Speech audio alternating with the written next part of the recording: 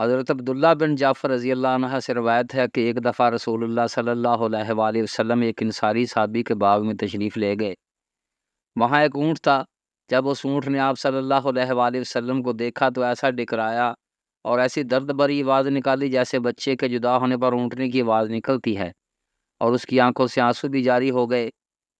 آپ صلی اللہ علیہ وآلہ وسلم نے اس کے قریب تشریف لے گئے اور آپ صلی اللہ علیہ وآلہ وسلم نے اس کی کنوتیوں پر اپنا دست شفقت پھیرا، جیسا کہ گھوڑے یا اونٹ پر پیار کرتے وقت ہاتھ پھیرا جاتا ہے۔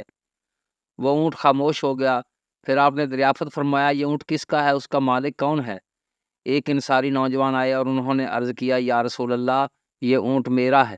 آپ صلی اللہ علیہ وآلہ وسلم نے فرمایا، اس بیچارے بے زبان جانور کے بارے میں تم اس اللہ سے ڈرتے نہیں جس نے تم کو اس کا مالک بنایا ہے؟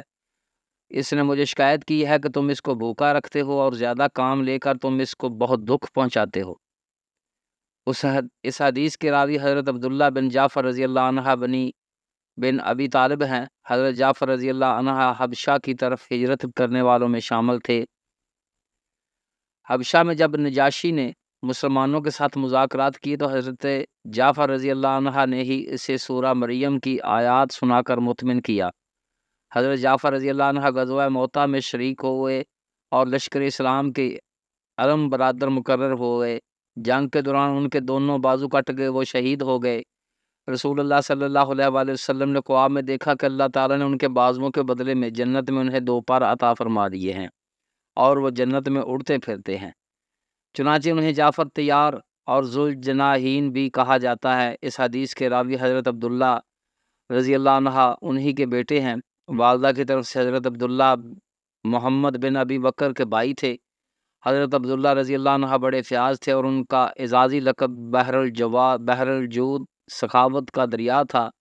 اس حدیث میں مذکور ہے کہ رسول اللہ صلی اللہ علیہ وآلہ وسلم نے ایک انصاری کے باغ میں تشریف لے گئے تو وہاں ایک اونٹ تھا جس نے آپ صلی اللہ علیہ وسلم کو دیکھ کر دردناک آواز نکالی اور اس کی آنکھوں سے آنسو بہہ نکلے۔ گویا اس نے رسول اللہ صلی اللہ علیہ وآلہ وسلم کو اپنی تکلیف سے آگاہ کرنا چاہا۔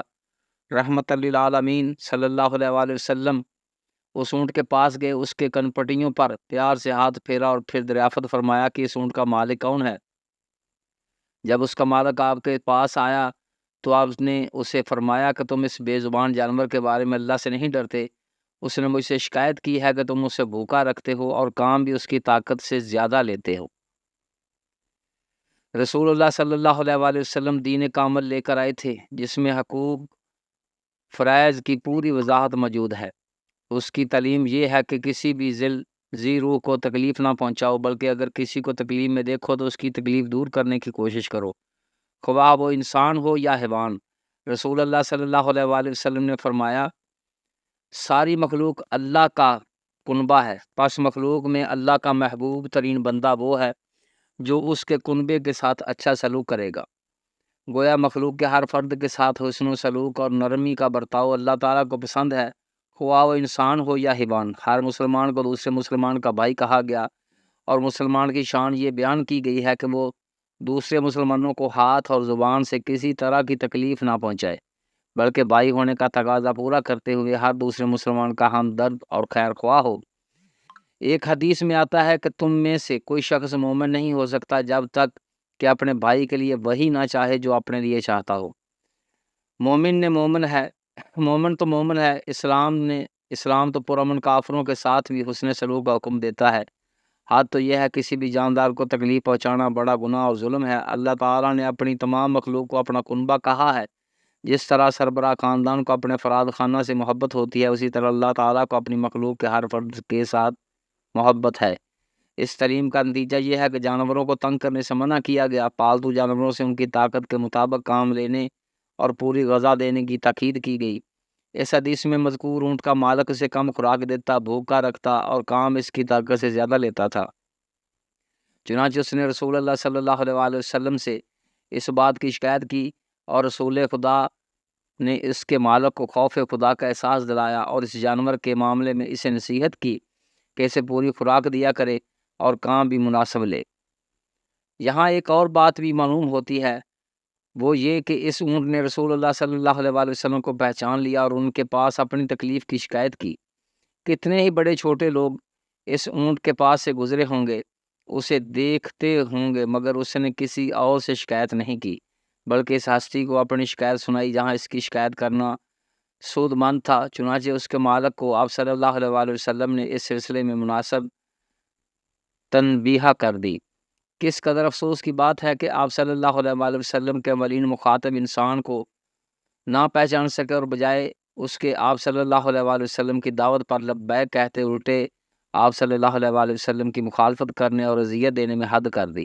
مگر حقیقت یہ ہے کہ ابو جہل، ابو لہب اور دوسرے سردار ان قریش آپ صلی اللہ علیہ وآلہ وسلم کو اچھی طرح پہچانتے تھے، مگر بدقسمت تھے کہ تعصب نے ان کو اندھا کر رکھا تھا، ورنہ قرآن میں ہے کہ وہ رسول اللہ صلی اللہ علیہ وآلہ وسلم کو اس طرح پہچانتے تھے جس طرح وہ اپنے بیٹوں کو پہچانتے تھے۔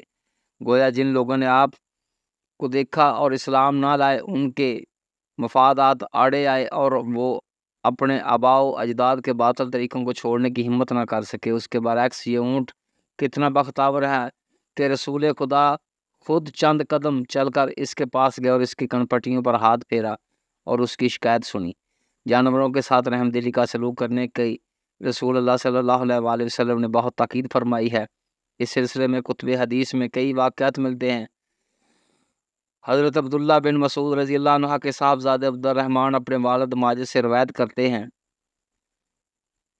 ایک سفر میں ہم رسول پاک کے ساتھ تھے، آپ صلی اللہ علیہ وآلہ وسلم قضاء حاجت کے لیے تشریف لے گئے۔ اسی اسلام میں ہماری نظر ایک سرخ چڑیا غالباً نیل کنٹھ پر پڑی، جس کے ساتھ ایک چھوٹے چھوٹے 2 بچے بھی تھے۔ ہم نے ان بچوں کو پکڑ لیا، وہ چڑیا آئی اور ہمارے سروں پر منڈلانے لگی۔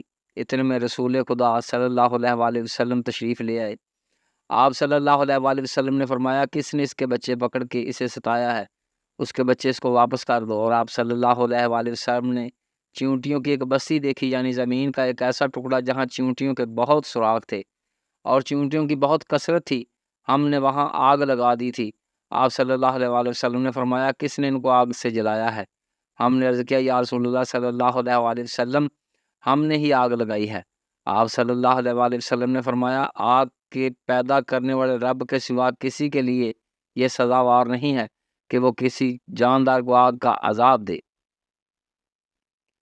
حلال جانوروں کو ذبح کر کے ان کا گوشت کھانے کا حکم ہے کہ وہ اس لیے پیدا کیے گئے ہیں، مگر ان کو بھوکا پیاسا رکھنا، انہیں مارنا پیٹنا اور ضرورت سے زیادہ کام لینا گناہ کی بات ہے۔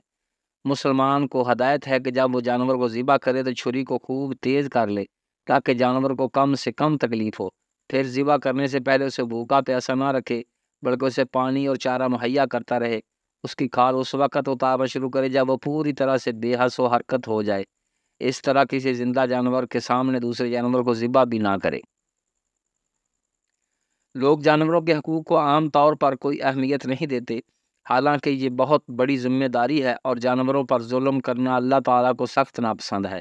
ایک عورت بلی کو بھوکا پیاسا رکھنے کی پاداش میں جہنم کا ایندھن بن گئی۔ حضرت عبداللہ بن عمر رضی اللہ عنہ سے روایت ہے کہ رسول اللہ صلی اللہ علیہ وآلہ وسلم نے بیان فرمایا، ایک بے درد اور بے رحم عورت اس لیے جہنم میں گرائی گئی کہ اس نے ایک بلی کو باندھ کر بھوکا مار ڈالا، نہ تو اسے خود کچھ کھانے کو دیا اور نہ اسے چھوڑا کہ وہ زمین کے کیڑے مکوڑوں سے اپنی غذا حاصل کر لیتی۔ یہ بنی اسرائیل کی ایک عورت تھی جس کا حال اللہ تعالیٰ نے رسول اللہ صلی اللہ علیہ وآلہ وسلم پر منکشف فرمایا۔ اسی طرح ایسا بھی ہوا کہ ایک شخص نے کسی جانور پر رحم کھایا اور بھوک اور پیاس میں کھانا پانی دیا یا اس کے دکھ درد کو محسوس کیا اور اس کی مدد کی تو اللہ تعالیٰ نے اسی شخص کو خطاؤں کو معاف کر دیا۔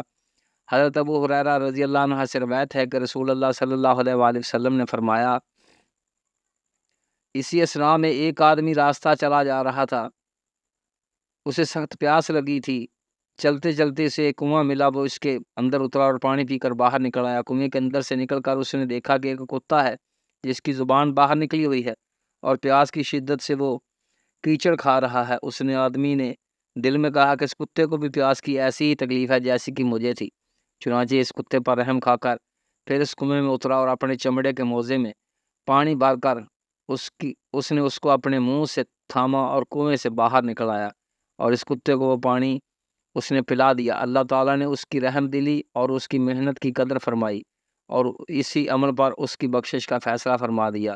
بعض صحابہ نے رسول اللہ صلی اللہ علیہ وآلہ وسلم سے یہ واقعہ سن کر دریافت کیا، یا رسول اللہ کیا جانوروں کی تکلیف دور کرنے میں بھی ہمارے لیے اجر و ثواب ہے؟ آپ صلی اللہ علیہ وآلہ وسلم نے فرمایا ہاں، ہر زندہ اور تر جگر رکھنے والے جانور کی تکلیف دور کرنے میں ثواب ہے۔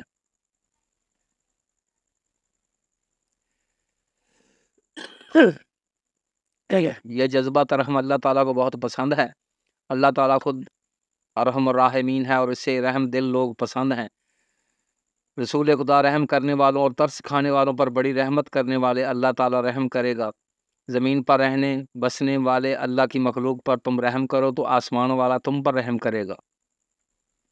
اسی مضمون کو شاعر نے ان الفاظ میں بیان کیا ہے، کرو مہربانی تم اہل زمین پر، کرو مہربانی تم اہل زمین پر، خدا مہرباں ہوگا عرش بری پر۔